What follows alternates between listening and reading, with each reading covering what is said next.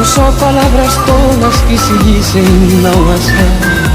Por um momento sem pensar, são essas outras coisas que se sentem sem falar.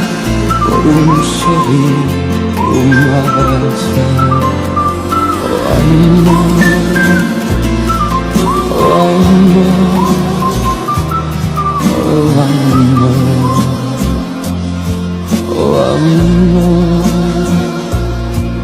Oh amor, às vezes nunca chega porque passa sem chamar. Se vai buscando a quem amar. Às vezes quando chega, chega tarde porque já tem alguém mais em seu lugar. Oh amor.